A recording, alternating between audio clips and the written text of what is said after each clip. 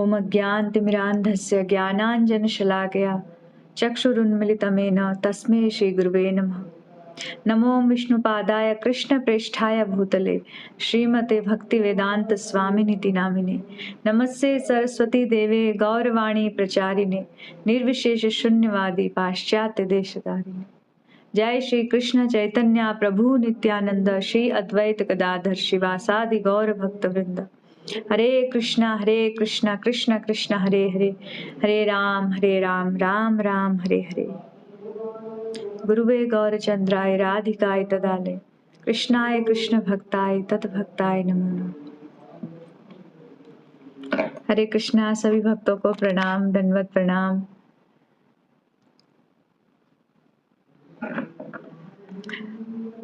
आज का सत्र हमने थोड़ा सा चेंज किया है। जो श्रीमद् भागवतम की जो श्रृंखला चल रही थी उसमें आज हमने श्रीला हरिदास ठाकुर के विषय में थोड़ा सा उनका गुणगान करें, क्योंकि आज जो है उनका तिरोभाव दिवस है। यानी कि आज के दिन श्रीला हरिदास ठाकुर भगवान की नित्य लीला में प्रवेश कर गए थे, इस भौतिक संसार से प्रयाण कर गए थे। तो इसलिए थोड़ा सा उनका गुणगान करते हैं। जब किसी वैष्णव आचार्य का आविर्भाव या तिरोभाव दिवस होता है या भगवान का जब प्राकट्य दिवस होता है, तो जो ये प्रमुख तिथियां होती हैं, एकादशी आदि और उत्सव की तिथियां, ये तिथियां हम सभी भक्तों के लिए बहुत मतलब कहते हैं ना, कृपा की सेल देने वाली होती है।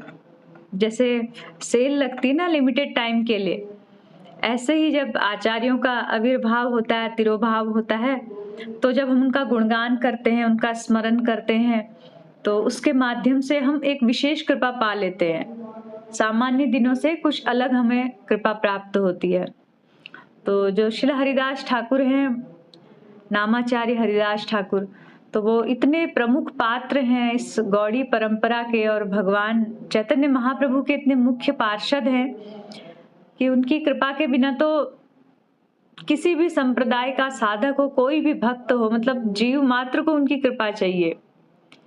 क्योंकि जो भी भगवान तक पहुंचने के रास्ते हैं, उनमें जो सर्वोपरि है, जो सभी रास्तों का जो सार है, वो सार क्या है? भगवान का नाम जप। भगवान नाम से ही हृदय शुद्ध होगा और भगवत प्रेम प्राप्त होगा। और भगवत नाम जप की जो पावर है, जो जप करने की शक्ति है, जो जप करने का जो मनोबल है, उत्साह है, ये सब हमें भक्तों से प्राप्त होता है। भक्तों की कृपा से धीरे धीरे हमारा उत्साह बढ़ता है। तो इन सभी भक्तों में जो श्रीला हरिदास ठाकुर हैं, वो विशेष रूप से नाम जप में कृपा करने के लिए उनको एक अलग टाइटल मिला है, अलग उपाधि मिली है। चैतन्य महाप्रभु ने उन्हें कहा था नामाचार्य हरिदास ठाकुर। तो हम सभी भक्ति जीवन में हम थोड़ा बहुत जितना भी प्रयास कर रहे हैं, हम नाम जप कर रहे हैं, अपनी साधना कर रहे हैं, तो कहीं ना कहीं उसमें शिथिलता होती है। या अभी हम प्रारंभिक स्तर पर नाम जप कर रहे हैं तो अपराध युक्त नाम होता है। धीरे धीरे हम जब जप करते करते करते करते फिर क्या होगा? हम नामाभास पर पहुंचेंगे, फिर कभी जाके शुद्ध नाम पर पहुंचेंगे। तो इस क्रम में हम जो अपराध युक्त नाम कर रहे हैं, ये कैसे हमारा एक सीढ़ी ऊपर चढ़े, नामाभास के स्तर तक जाए, तो इसके लिए हमें हरिदास ठाकुर जैसे महान वैष्णव, महान आचार्य की कृपा परम आवश्यक है। हमारे गुरु महाराज तो कहते हैं कि जिसका कभी कभी चैंटिंग में मन नहीं लगता हो, या फिर एकाग्रता पूर्वक जप नहीं हो पा रहा हो, कोई परेशानी आ रही हो, अपनी नाम जप की जितनी नियमित संख्या रखी थी वो पूरी ना हो पा रही हो, तो कहते थे रोज सुबह उठ के हरिदास ठाकुर को प्रणाम करो, उनसे प्रार्थना करो और उनसे श्री हरिदास ऐसे करके उनसे प्रार्थना करो। और कभी कभी तो गुरु महाराज उनका नाम भी जप करते थे कि हरिदास ठाकुर हम पे कृपा करें। तो इससे नाम जप करने में बड़ी सहायता मिलती है, चैतन्य महाप्रभु ने ये कहा है। तो जितना हमारे पास समय है उस समय में हम उनके थोड़ा सा उनकी जीवन की तो इतनी अनंत लीलाएं हैं और इतनी इंटरेस्टिंग हैं कि सुनते जाएं। थोड़ा थोड़ा सा हम जानेंगे कि जो हरिदास ठाकुर हैं वो कौन है। तो अलग अलग शास्त्रों से हरिदास ठाकुर को कहा गया कि ब्रह्मा जी जो हैं, ब्रह्मा जी ने भगवान कृष्ण के प्रति जो द्वापर में अपराध किया था, ब्रह्म विमोहन लीला जिसे कहा जाता है, भगवान के ग्वाल बाल बछड़े सब ब्रह्मा जी ने चुरा के छुपा लिए थे परीक्षा लेने के लिए कि ये कृष्ण भगवान है कि ऐसी ग्वाला है। तो उस दौरान भगवान ने अपराध किया करके उनको दंडित किया था कि तुम्हें यवन कुल में जन्म लेना पड़ेगा कलयुग में, क्योंकि तुम ब्रह्मा सृष्टि के सबसे बुद्धिमान जीव होके तुमने कैसे गलती कर दी, और तुम्हें कलयुग में जन्म लेके जब तुम मेरे गौरांग पार्षदों के संग में रहोगे, भक्तों के संग में रहोगे, तो तुम्हें कृष्ण प्रेम की प्राप्ति होगी। इस ब्रह्मा शरीर से भी कृष्ण प्रेम नहीं मिलेगा। तो वही ब्रह्मा जी हरिदास ठाकुर के रूप में आए, तो इन्हें ब्रह्म हरिदास भी कहा जाता है। और पुराणों में वर्णन आता है कि ऋचिक मुनि थे, उनके पुत्र थे, महान पुत्र थे, तो छोटे बालक ही थे, तो इन्होंने एक बार थोड़ी सी गलती करी। गलती क्या थी कि भगवान को जब तुलसी अर्पण करते हैं, तुलसी चयन करके लाए, तो इन्होंने तुलसी दल धोया नहीं, बिना धोए ऐसे ही तुलसी दल दे दिया, तो अर्पित किया, तो उससे अपराध लग गया कि भगवान को शुद्धिकरण का ध्यान क्यों नहीं रखा। तो तुम शुद्धि नहीं रखी तो अशुद्धि रखी। अशुद्धि कौन रखता है? जो यवन होता है। तो उनको शाप मिला था पिता के द्वारा, तुम यवन कुल में जन्म लो। और भी चरित्र आते हैं ऐसे। मुख्य रूप से कहा जाता है कि ब्रह्मा जी और प्रहलाद महाराज के मिलित रूप जो हैं वो हरिदास ठाकुर हैं। और ब्रह्मा जी सबसे बुद्धिमान इस सृष्टि के प्राणी हैं। जैसे हमारा ये जो शरीर है, पंच भौतिक शरीर 5 चीजों से बना है, तो ब्रह्मा जी का पूरा जो दिव्य देह है, उनकी मन बुद्धि शरीर सब कुछ बुद्धि का ही बना है। ब्रह्मा जी को विधाता कहा जाता है और बुद्धि के बने हैं। तो सबसे बुद्धिमान व्यक्ति जो है इस सृष्टि के, उन्होंने क्या कार्य किया?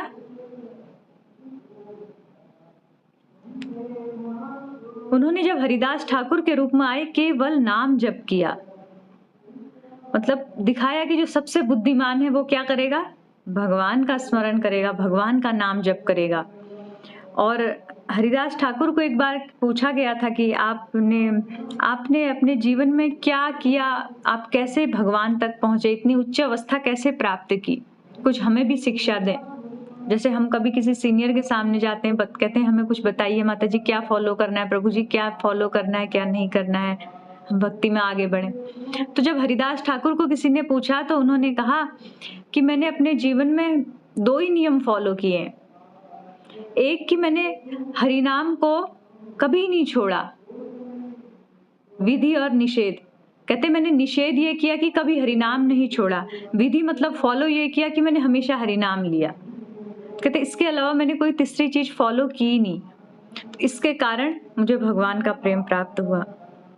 तो श्रीला हरिदास ठाकुर का जन्म यवन कुल में हुआ ऐसा बताते हैं। और उसके बाद बचपन से जब 5 वर्ष की अवस्था थी तब से इन्होंने हरिनाम जप करना शुरू कर दिया था। तो ये जो हमारे पंच तत्व में से जो अद्वैत आचार्य हैं, उनके साथ ये बहुत रहे हैं, बहुत करीब से। तो खूब इन्होंने भजन किया, नवदीप में रह के और उड़ीसा में रह के, बंगाल में रह के, जगह जगह रह के। और इनके नाम जप की इतनी प्रभाव हो गया था और इतना प्रचार हो गया था, 3 लाख नाम नित्य प्रति करते थे। 3 लाख। 3 लाख में कितना आएगा? 1 64, 2 64, 3 64। और 1 64 में कितना आता है? 4 बार 16 माला। जो हम एक दिन में जो माला करते हैं 16 माला, वो 4 बार करेंगे तो 1 64 माला होगी। यानी कि जितना हम कर रहे हैं, 12 दिन में जितनी माला करते हैं, 16-16 अगर डेली करें तो उतनी वो एक दिन में कर रहे थे। तो 3 लाख नाम नित्य प्रति करते थे हरिदास ठाकुर। तो इनका जब बहुत इनके चर्चे फैल गए सब जगह, तो जो इनकी जाति के जो मुसलमान लोग हैं वो लोग बहुत नाराज हो गए कि तुम काफिर बन गए हो, तुम यवन कुल में जन्म लेके अपना जो कलमा कुरान ये सब पढ़ने बजाय वो हिंदुओं के भगवान का नाम जपते हो। तो इससे क्या हुआ, जो आज भी देखते हैं कैसा होता है, तो उस समय भी इतना ज्यादा था ये, मतलब कट्टरता थी। तो सबने मिलके क्या किया, उस समय जो बादशाह था वो भी यवन था, उसको शिकायत लगाई मिलके कि ये हरिदास नाम का जो व्यक्ति है ये हिंदुओं के भगवान का नाम करता है, उनका कीर्तन करता है और है मुसलमान। और इसको रोका नहीं गया तो समाज में गलत शिक्षा फैलेगी और भी मुसलमान लोग हिंदुओं के धर्म की ओर चले जाएंगे। तो इसको जैसे तैसे हमें रोकना पड़ेगा। तो ये काफिर बन गया है। तो उसने, जो बादशाह था, उसने आदेश दिया उसको पकड़ के लाओ। तो जो यवन लोग थे वो हरिदास ठाकुर को पकड़ के ले गए और बादशाह के आदेश अनुसार इनको जेल में डाल दिया। हरिदास ठाकुर को जेल में डाला, लेकिन फिर उसके बाद बादशाह ने देखा जब हरिदास ठाकुर को जब जेल में डाल रहे हैं उस अवस्था में भी वो भगवान नाम उच्चारण कर रहे हैं। उनको कुछ और चीज से मतलब ही नहीं था, केवल हरि नाम जपना है, बस कुछ हो जाए, एक ही चीज पे उनका ध्यान रहता था। तो जेल में डाला तो देखा कि इन्होंने जेल में जो और कैदी थे उन सबको, क्योंकि एक भक्त का प्रभाव होता है, इतना नाम जप करते हैं, वो साधारण व्यक्ति नहीं, महाप्रभु के पार्षद हैं, तो वो एक बार किसी को कुछ बोलते तो व्यक्ति का हृदय परिवर्तित हो जाता था। वहां कैदियों ने नाम जप करना शुरू कर दिया। तो अब बादशाह ने कहा ये तो और समस्या होगी। हमने सोचा समस्या का निपटारा होगा, तो अब इसको क्या करें, इससे अच्छा है कि इसको मृत्यु दंड दे दो, ये जिंदा ही ना रहे, जेल में रख नहीं सकते, बाहर रख नहीं सकते, तो क्या करें। तो सबने मिलके कहा कि इसको हम उसमें मृत्यु दंड दे देते हैं। तो सबने मिलके क्या किया, उससे पहले ये सजा दी कि इसको 22 बाजारों में मारो। मृत्यु दंड देने के लिए भी एक विधान होता है कि फांसी पे चढ़ाओ या किसको पिटाई करके करो या सर कलम करो, अलग अलग विधान होते थे पूर्व काल में। तो कहा था इसको 22 बाजारों में कोड़े मारो। कोड़े होते ना, बहुत तेज लगते हैं। तो जो यवन लोग हैं, मुसलमान यानी कि यवन, इतने कट्टर होते थे, उन्होंने क्या किया, हरिदास ठाकुर को मारना शुरू किया। 1 बाजार में, 2 बाजार में, 3 बाजार में, 4, 5, 6 तरह से चारों तरफ से घिरे हुए हैं कि एक कोड़ा पड़ रहा है, फिर दूसरा मार रहा है, फिर तीसरा मार रहा है, उनको कोड़े पड़ते जा रहे हैं। और बाजार में इसलिए मार रहे थे बाजार में कि बाजार के लोग देखें कि ये लोग जो हिंदुओं के भगवान का नाम ले रहा है उसको हम कैसे दंडित कर रहे हैं कठोरता से। डर के मारे कोई हिंदुओं के भगवान का नाम ना ले, मुसलमान जो भी देखे। ये करने के लिए इन्होंने खुलेआम बाजार में मारना शुरू किया। तो मारते जा रहे हैं। हरिदास ठाकुर दोनों हाथ खड़े करके हरिनाम उच्चारण कर रहे हैं, उनके हाथ ऊपर हैं और नेत्रों से अश्रुधार बह रही है और भगवान नाम जप कर रहे हैं। वो अपना नाम जोर जोर से कीर्तन कर रहे हैं। यहाँ इनको कोड़े पड़ते जा रहे हैं। कोड़े सहते सहते जब 3-4 बाजार हो गए, सब हैरान हो गए कि एक ही बाजार क्रॉस करते व्यक्ति मर जाता है, लेकिन ये कैसा इंसान है, ना मर रहा है ना इसको कुछ फर्क पड़ रहा है इन कोड़ों से। तो हरिदास ठाकुर उस समय जब वो यवन लोग उनको मारते हैं तो हरिदास ठाकुर जब उनकी तरफ दृष्टिपात करते हैं, देखते हैं, तो उनके आंखों में कोई क्रोध नहीं था, बड़े प्रेम और बड़ी करुणा से देखते हैं कि दया भाव से।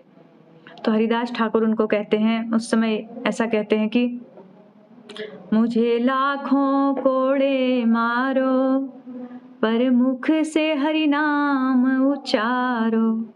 कहते आप चाहे मुझे कितने कोड़े मार दो, मुझे कोई दुख नहीं, लेकिन तुम भगवान नाम उच्चारण करो। और भगवान से मन ही मन प्रार्थना करते कि प्रभु इनको समझ नहीं है क्या कर रहे हैं, इनको आप क्षमा करना। तो करते करते 22 बाजार पहुंचे जब, तो देखा हरिदास ठाकुर को कुछ नहीं हो रहा है। उसका कारण ये था कि चैतन्य महाप्रभु ने उस समय उनके देह में प्रवेश कर दिया था। महाप्रभु ने देखा कि हरिदास को उसमें कोड़े पड़ रहे हैं, तो जो सारा कष्ट था भगवान ने अपने ऊपर ले लिया और हरिदास ठाकुर को फील ही नहीं हुआ। तो जब ऐसा हुआ कि वो मर नहीं रहे, तो उन लोगों ने जो पिटाई कर रहे थे यमन लोग, वो उनके पैरों में गिर गए। कहते तुम कैसे काफिर हो, तुम मर जाओ, इसलिए मर जाओ कि हमें राजा ने, अगर तुम नहीं मरे तो राजा हमें मार के दंडित कर देगा, कि उसने आदेश दिया है कैसे भी करके इसको मृत्यु दंड दो, तो आपको मरना जरूरी। प्रार्थना करते हैं। तो हरिदास ठाकुर सोचते हैं बेचारे इनको दंड मिलेगा मेरे ना मरने से, मैं मर जाता हूँ। तो उन्होंने क्या कहा, ठीक है। उन्होंने जब लास्ट कोड़ा पड़ा वो एकदम ऐसे हो गए जैसे चेतना ही नहीं है। और जब उन्होंने देखा कि अच्छा इसकी चेतना खत्म है, अब तो ये मर गया, तो उन्होंने सब जगह घोषित कर दिया कि हरिदास जो है ये मर गया है व्यक्ति। तो कहा कि इसको दफना देते हैं। मुसलमानों में दफनाया जाता है। तो जो बादशाह था उसने कहा इसको दफनाओ नहीं, दफनाओगे तो हम इसको मुसलमानों की रीति से इसको उच्च गति मिल जाएगी, और ये हिंदुओं के भगवान को जपता है तो इसको अग्निदाह भी नहीं मिलना चाहिए, नहीं तो अग्निदाह मिलेगा तो ये हिंदुओं की उस तरफ से सदगति प्राप्त करेगा। इसको ऐसा दंड दो इसको मरने के बाद भी सदगति ना मिले। अपनी ओर से बादशाह ने ऐसा सोचा। तो कहा इससे अच्छा बीच का रास्ता है, इसको गंगा में ही बहा दो। तो हरिदास ठाकुर को गंगा में बहा दिया गया। जब उनको गंगा में बहा दिया तो वो तो उन्होंने श्वास रोक ली थी कुछ समय के लिए और अपना वो गंगा में कुछ देर बाद क्या हुआ, गंगा किनारे लगे और अपना वहीं किनारे बैठ के नाम जप करने लगे। तो जब धीरे-धीरे कुछ दिनों बाद वो अपने बाहर निकल आई समाज में, तो सब हैरान हो गए, अरे ये तो मर गया था फिर से जिंदा हो गया, मरा हुआ जिंदा हो गया। तो इससे क्या हुआ, जो बादशाह था वो बड़ा प्रभावित हुआ। उसने फिर इनके चरणों में आके क्षमा मांगी और इनसे कहा कि मेरे से गलती हुई, कि ये साधारण व्यक्ति नहीं है कोई, इतने कोड़े मारने के बाद कोई मरता नहीं और फिर मरा हुआ व्यक्ति गंगा में डुबाया हुआ जीवित होकर बाहर आ रहा है। तो इससे सब प्रभावित हो गए। तो हरिदास ठाकुर की ख्याति और बढ़ गई। तो इनके जीवन में इतनी घटनाएं थी, साक्षात माया देवी इनकी परीक्षा लेने आई। माया देवी भी आई और एक बार एक रामचंद्र खान व्यक्ति ने भी एक वैश्या को भेजा।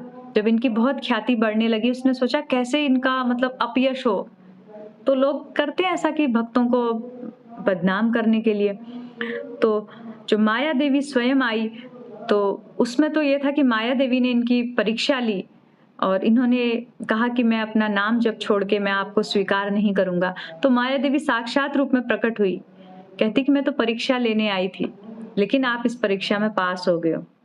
और जो रामचंद्र खान ने एक वैश्या भेजी थी, तो वो वैश्या इतनी, उसका प्रभाव था कि वो वैश्या जिसके सामने जाती थी उसको आकृष्ट कर लेती थी। तो जब हरिदास ठाकुर के सामने आई वो सज धज के, तो हरिदास ठाकुर से उसने प्रार्थना की, आप मुझे स्वीकार करो। हरिदास ठाकुर ने कहा, मैं तेरे को स्वीकार करूंगा, लेकिन आपको थोड़ा सा वेट करना पड़ेगा, क्योंकि मेरा 3 लाख नाम जप करने का डेली का नियम है, उस नियम को मैं छोड़ नहीं सकता हूँ। जैसे मेरा नियम पूरा होगा मैं फिर आपकी बात मानूंगा। तो वैश्या बैठी रही, पूरी प्रतीक्षा करती रही उनके, वो नाम जप कर रहे हैं, तुलसी महारानी के पास बैठ के अपना नाम जप कर रहे थे हरिदास ठाकुर। तो वेट करते करते वैश्या, अगले दिन सवेरा हो गया, फिर चली गई। फिर शाम को दूसरे दिन आई, फिर वही बात। हरिदास ठाकुर ने कहा, मैंने इस महीने 1 करोड़ नाम जप का नियम लिया है, कृपया आज भी आप प्रतीक्षा करो, जैसे ही नाम पूर्ण होगा फिर मैं आपकी इच्छा पूरी करूंगा। तो दूसरा दिन भी ऐसे निकल गया। करते करते क्या हुआ, तीसरा दिन। अब जैसे तीसरा दिन आया, तीसरा दिन भी बैठ के वेट कर रही है कि अब पूरी रात बैठी हुई है, हरिदास ठाकुर नाम जप कर रहे हैं, एक शुद्ध भक्त के मुख से नाम निकल रहा है। पहले तो वो क्या करती, जैसे इरिटेट हो गए, हरे कृष्ण कृष्ण कृष्ण हरे हरे, हरिदास ठाकुर बोले तो वो भी बीच बीच में गुस्से में हरे कृष्ण, ऐसे जैसे नहीं कोई चिढ़ाने के उस पर, तो वो भी चिढ़ के इनको बोले हरे कृष्ण करते हैं, बीच बीच में कृष्ण नाम ले। अब वो एक उपेक्षा पूर्वक भगवान नाम ले रही है, साथ ही हरिदास ठाकुर जैसे शुद्ध भक्त के मुख से भगवान का नाम सुन रही है। तो उसका प्रभाव ये हुआ कि उसने 3 रात लगातार उनके मुख से नाम सुना, तो श्रवण के द्वारा उसके हृदय में गया, उसका हृदय परिवर्तित हो गया। जब तीसरे दिन जब सुबह हुई, तो सुबह होते ही वो उसने हरिदास ठाकुर के चरणों में आत्मसमर्पण कर दिया। वैश्या ने बोला कि मैं कितनी पापी हूँ, कितनी दुष्ट हूँ कि मैं आपको गिराने के लिए आई थी। आप इतने महान भक्त हैं, इतने उच्च स्तर के भक्त हैं और मैंने आपको गिराने का प्रयास किया, तो आप मुझे क्षमा कीजिए।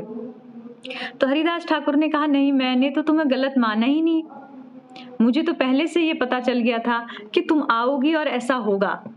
कहते मैं चाहता तो मैं ये स्थान छोड़ के जा सकता था, लेकिन मैं तुम्हारे कल्याण के लिए रुका रहा, कि मैंने सोचा था कि तुम आओगी तो तुम्हारा उद्धार होगा हरिनाम श्रवण से। तो उस वैश्या ने आत्मसमर्पण कर दिया और हरिदास ठाकुर ने इस वैश्या को दीक्षा दी। फिर दीक्षा देके उसको आदेश दिया, जिस कुटिया में रह के हरिदास ठाकुर नाम जप कर रहे थे उस कुटिया में तुम हमेशा रहो और नित्य प्रति 3 लाख नाम जप करो और भिक्षा मांग के भोजन खाना। तो ये 3 आदेश उनको देके हरिदास ठाकुर उस कुटिया से हमेशा के लिए चले गए। और वो वैश्या आगे चल के बहुत महान भक्ता हुई। उस वैश्या के भी कई अनुयायी हुए। फिर उसने नाम जप अपनी गुरु निष्ठा रख के और इतना नाम जप किया कि हरिदास ठाकुर की मतलब बड़ी प्रभावी वैश्या कहलाई वो। फिर बाद में वो भक्त बन गई थी। तो हरिदास ठाकुर की इतनी नियम निष्ठा थी, मतलब उनके चरित्र से हमें बहुत कुछ सीखने को मिलता है। संक्षिप्त में क्या बताएं, इतना कुछ कि जैसे उन्होंने इतनी सारी विपरीत परिस्थितियां उनके जीवन में आई, पर उन्होंने जो अपना नियम था, नियम नहीं तोड़ा। हम थोड़ा सा कुछ होता है तो हम नियम में थोड़ा सा पीछे आ जाते हैं। अगर हम जैसे भी हैं अपने नियम को निष्ठापूर्वक बनाए रखें यानी कि हम 16 माला का रखा है, 32 माला का जितना नियम रखा है, अगर उस पर हम पीछे ना आए, परिस्थिति तो आएगी लेकिन दृढ़ता से बने रहें तो कुछ समय बाद वो नियम क्या होता है, हमें परिपक्व बना देता है। हरिदास ठाकुर ने अपने बचपन से 3 लाख का नियम अपनी मृत्यु तक नहीं छोड़ा। और साथ ही हरिदास ठाकुर ने एक बहुत बड़ी शिक्षा दी कि हमेशा तुलसी महारानी की बड़ी उपासना करते थे। आप कभी भी फोटो देखेंगे उनकी, अक्सर एक तुलसी के गमले के पास बैठे नाम जप कर रहे हैं। तो तुलसी उपासना करना, नाम निष्ठा करना, भिक्षा करके भोजन खाना, और कुछ भी हो जाए, जब तक उनका 3 लाख नाम पूर्ण नहीं होता था तब तक वो भिक्षा का अन्न ग्रहण नहीं करते थे। ये तो मतलब बहुत उच्च स्तर के हैं, पॉसिबल नहीं है, लेकिन थोड़ा थोड़ा हम इतना तो हम भी कर सकते हैं कि कभी कभी 16 माला ना हो तो हम उस दिन अपने को दंडित कर लें कि प्रसाद ना पाए, दृढ़ता लाने के लिए कि 16 माला नहीं है तो उस दिन हमें पश्चाताप करना चाहिए, या फिर 16 माला करके ही प्रसाद पाए। कुछ ऐसे नियम हमें रख लेने चाहिए। नियम, अगर हम ऐसे नियमों में कुछ दंड का विधान बांध देते हैं तो उससे भय बना रहता है मन को कि नहीं ये तो करना ही है पूरा। तो हरिदास ठाकुर ने एक वैश्या का हृदय परिवर्तित किया और कई लोगों को भक्त बनाया। जो उनके मुख से एक बार नाम सुनता था वो भक्त बन जाता था। जिन यवनों ने उनको कोड़े मारे, उन यवनों के लिए वो लगातार प्रार्थना कर रहे थे कि भगवान इन्हें अपनी भक्ति प्रदान करो। तो नाम जब इतना प्रभावशाली है कि हरिनाम के द्वारा ही सब कुछ प्राप्त हो सकता है। श्री चैतन्य महाप्रभु ने जब हरिदास ठाकुर का अंतिम समय आया, अंतिम समय के समय उनका देह इतना शिथिल हो गया था, इतने कमजोर हो गए थे कि उनसे जो अपना नियम था वो पूर्ण करना संभव नहीं हो रहा था। वृद्धावस्था हो गई थी, तो जब नियम पूरा नहीं होता था तो भोजन नहीं करते थे। तो जब चैतन्य महाप्रभु उस समय बंगाल में, उड़ीसा में ही रह रहे थे, जगन्नाथपुरी में, तो नित्य प्रति जगन्नाथ जी का दर्शन करके चैतन्य महाप्रभु हरिदास ठाकुर के पास आते थे और अपना जो प्रसाद होता है अपने सेवक गोविंद के द्वारा हरिदास ठाकुर के पास प्रसाद भिजवाते थे महाप्रभु। उन्हें पता था कि ये भगवान का प्रसाद है तो खा लेंगे, अन्यथा ये प्रसाद लेंगे नहीं।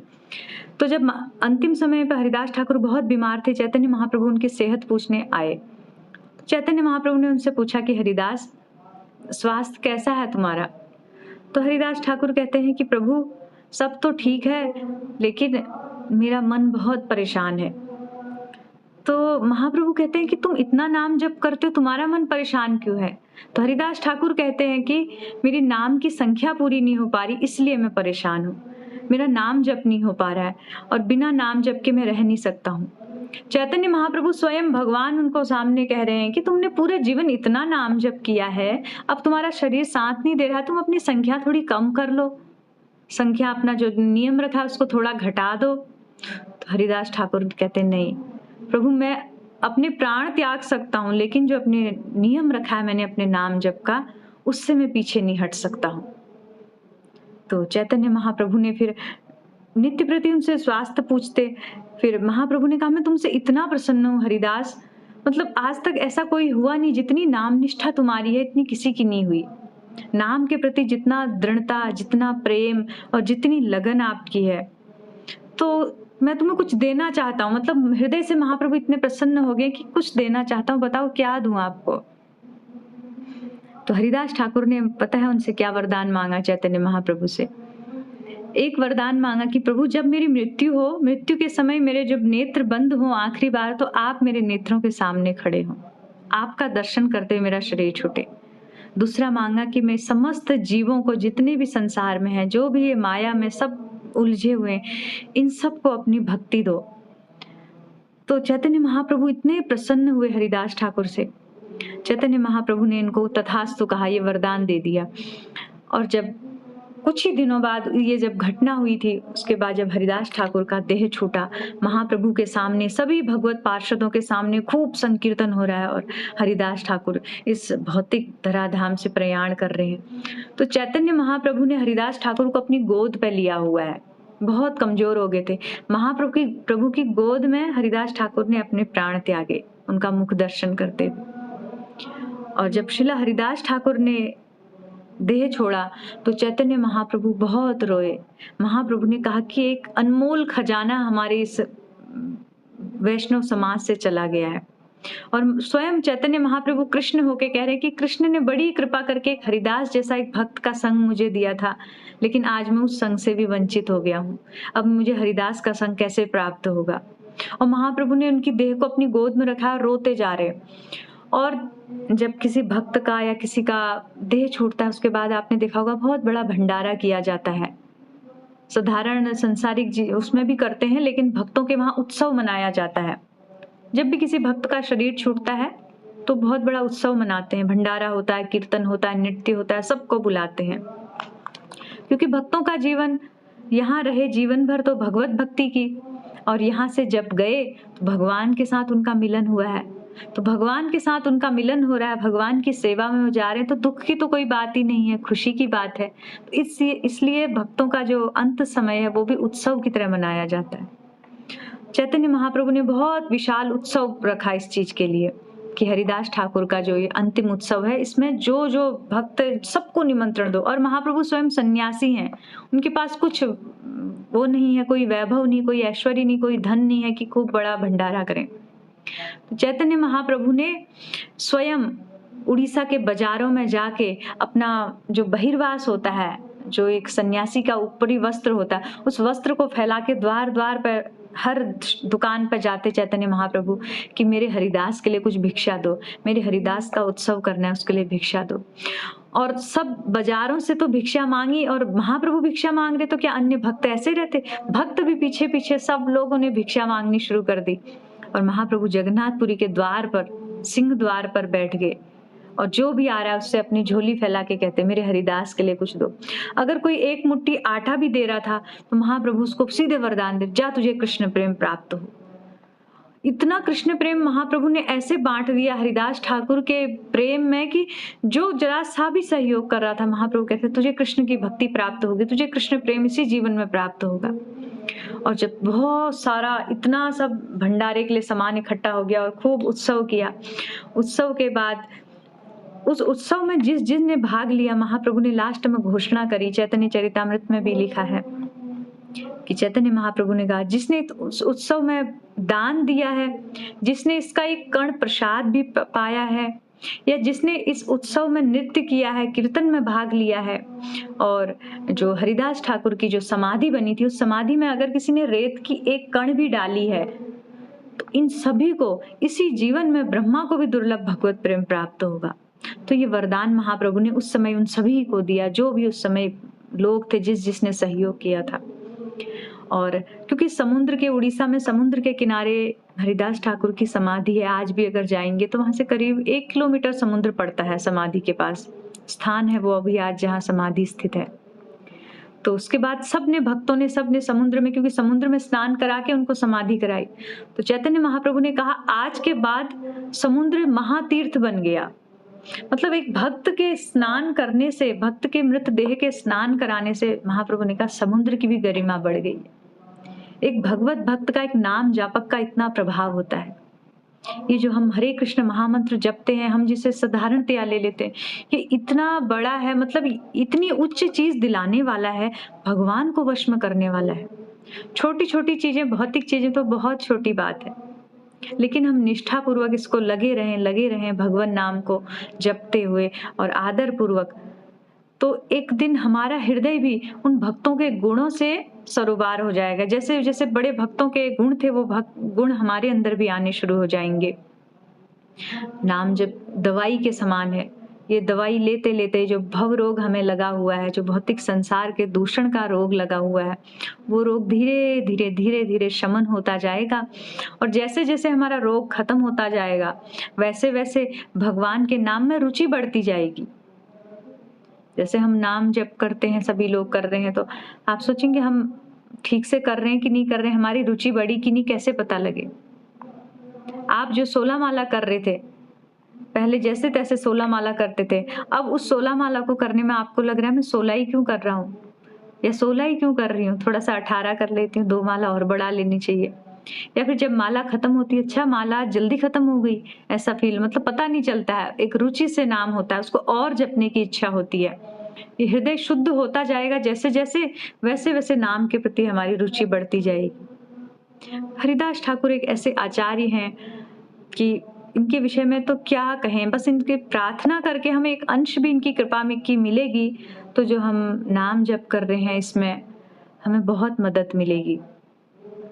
और जो मन हमारा भ्रमित इधर उधर भटकाता है, जब के समय हमें फोकस नहीं होने देता है, उसमें भी सहायता मिलेगी। श्रील हरिदास ठाकुर का जीवन तो शिक्षाओं से भरा हुआ है। नाम को ही पूरा जीवन इनका समर्पित रहा है। इन्होंने अपने जीवन में कहा कि मैंने कोई चीज, एक ही चीज, विधि और निषेध, एक ही चीज पालन किया, केवल नाम जप किया। निषेध यह है कि कभी नाम को छोड़ा नहीं। तो यदि हम भगवान का नाम जप करते हैं तो समस्त जो दिव्य गुण, जो जो हम चीजें चाहते हैं वो अपने आप आ जाते हैं। भागवतम में कहा गया है कि कृष्ण वर्णम तुषा कृष्णम सांगोपांगस्त्र पार्षदम यज्ञ संकीर्तन प्राय यजंती ही सुमेधसा, कि जो ये हरिनाम संकीर्तन यज्ञ है इसमें कौन कौन भाग लेंगे? यजंती ही सुमेधसा। सुमेधस मतलब जो बहुत बुद्धिमान है, सामान्य बुद्धिमान नहीं, जो बुद्धिमान वर्ग है, जो ब्रह्मा जी जैसे बुद्धिमान है। तो बुद्धिमान लोग ही इस नाम के प्रति महत्व जग पाएगा। हमें नाम अगर हल्का लग रहा है, उसकी महत्ता कम लग रही है, तो समझिए अभी हम उस बुद्धिमानों की श्रेणी में नहीं आए।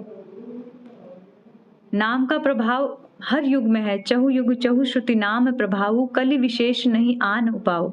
यानी कि चारों युगों में भगवान नाम की बहुत महिमा है, लेकिन कलयुग में इसकी महिमा को ज्यादा हाईलाइट इसलिए किया है, कलयुग में हमारे पास और कोई रास्ता नहीं है। और युगों में चलो आप मान सकते यज्ञ कर लेंगे, तपस्या कर लेंगे, अर्चना कर लेंगे। कलयुग में कुछ हो ही नहीं सकता, तपस्या कर नहीं सकते, यज्ञ करने के लिए हमारे पास शुद्धि नहीं है वस्तुओं की, केवल नाम ही है एकमात्र सहारा। तो जितने भी आचार्यों के जीवन में हम देखते हैं या किसी भी वैष्णव के संत के जीवन में, वो जीवन में महानता आई कहाँ से? वो नाम जपता है। अगर आप गोस्वामी तुलसीदास जी का चरित्र देखें, अपने श्रीमन चैतन्य महाप्रभु जो स्वयं भगवान होके वो क्या कर रहे हैं? संख्या पूर्वक नाम कर रहे हैं। षड गोस्वामी आचार्य जो बड़े बड़े उच्च पदों को त्याग के आए और वृंदावन में एक एक वृक्ष के नीचे बैठ के क्या कर रहे हैं? 22-22 घंटा सनातन गोस्वामी नाम जप कर रहे हैं। और ऐसा नहीं हम लोग तो चलो छूट दे देते हैं, आज अच्छा नहीं हुई कोई बात नहीं, कल से हम कर लेंगे। इतने निष्ठावान होते हैं नाम के प्रति। संख्या पूर्वक नाम गान नति भी कालावसानी कृतो। षड गोस्वामी के लिए कहा है कि वो अपनी संख्या जो रखते थे उसको नाम, उस संख्या को पूरा करने में अपना सारा कालावसानी कृतो, अपना जो काल है, अपना जो समय है, पूरा उसी में लगाते थे। तो हमें इन आचार्यों के जीवन से देखना है। अगर हम एक भी देखें, शिला प्रभुपाद देखें, प्रभुपाद जी ने क्या किया? विदेश में गए, प्रभुपाद जी ने बहुत कुछ किया अपने जीवन में। 70 वर्ष से पहले प्रभुपाद जब 24-25 वर्ष के थे तब से उन्होंने कृष्ण भावनामृत के प्रचार के लिए शुरुआत कर दी थी, अपनी ओर से पूर्ण शुरुआत कर दी थी। लेकिन फाइनली जब प्रभुपाद जी ने देखा, विदेश में जाके भी देखा, प्रभुपाद जी निराश भी हुए थे कई बार विदेश में जब गए कि कुछ परिवर्तन नहीं हो रहा। 1 साल तक प्रभुपाद विदेश में कार्य करते रहे प्रचार का, कुछ रिजल्ट नहीं दिख रहा था। तो प्रभुपाद बोलने लगे, सोचने लगे मैं क्यों इतना यहाँ आ गया हूँ, मैं विदेश, मुझे वापस जाने का सोचने लगे। प्रभुपाद भी निराश हुए थे। फिर जब बहुत निराशा छाई, प्रभुपाद जी ने फाइनली क्या किया? भगवान पर छोड़ के एक करताल पकड़ी और पार्क में एक पेड़ के नीचे बैठ गए और आंख बंद करके हरे कृष्णा कृष्णा कृष्णा हरे हरे, हरे राम